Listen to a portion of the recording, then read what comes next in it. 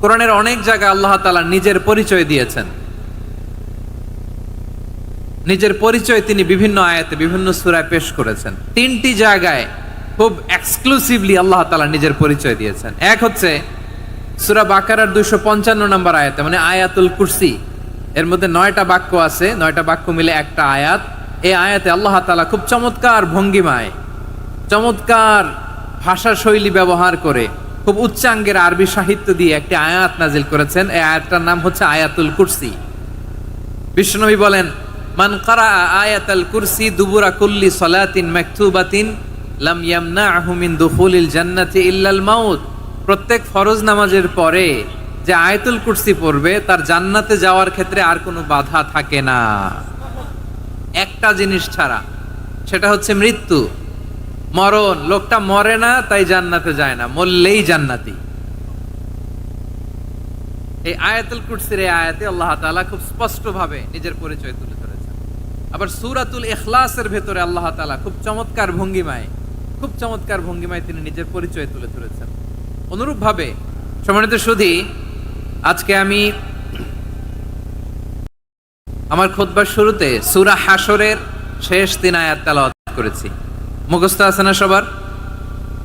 বাংলাদেশে ফজরের নামাজে প্রত্যেক মসজিদে যখন তাসবিহ পড়ে ইমাম সাহেব এটার তালিম দেয় না, তালকিন দেয় না? প্রিয় বারোয়াখালীবাসী, মুখস্থ আছে না সবার?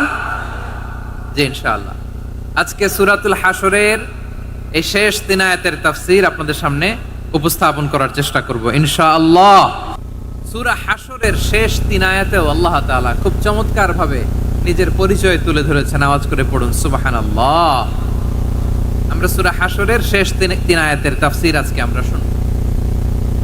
আসুন আমরা আমাদের রবকে চিনে নেই। আজকের আলোচনার টপিক হচ্ছে আসুন আমাদের রবকে চিনি। আসুন আমাদের, সবাই বলুন, আসুন আমাদের রবকে চিনি। আজকের আমার ঢাকা বিভাগের প্রোগ্রাম থেকে, এই নবাবগঞ্জ বারোয়াখালীর প্রোগ্রাম থেকে আমরা আমাদের রবকে চিনে যাব ইনশাআল্লাহ। বলেন সবাই।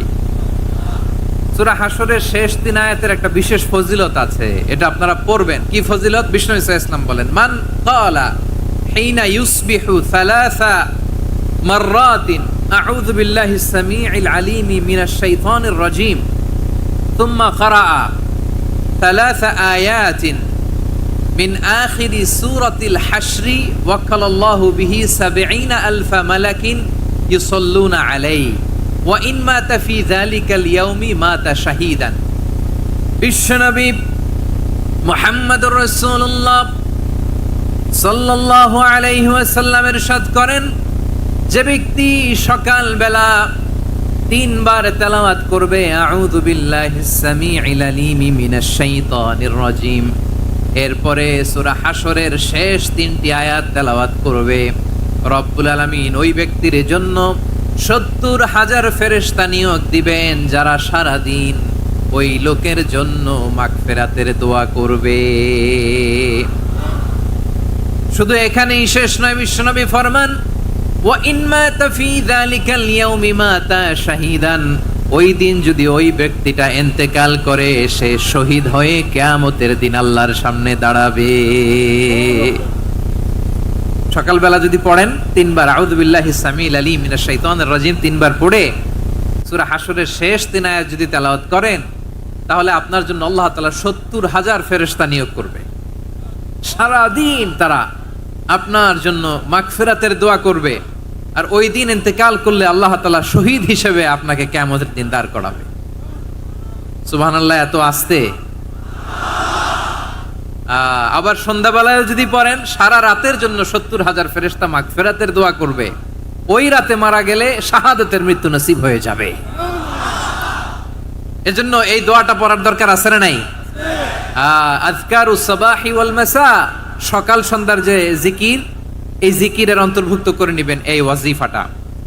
যে হাদিসটা বর্ণনা করলাম সুনানে তিরমিজির হাদিস, যদিও হাদিসটা সনদের দিক থেকে দাঈফ, কিন্তু মুহাদ্দিসিনে ইকরাম বলেছেন যেহেতু এটা ফাজাইলুল আমালের হাদিস, এটা পড়ার ক্ষেত্রে কোনো নিষেধাজ্ঞা নাই, এটা পড়া যাবে।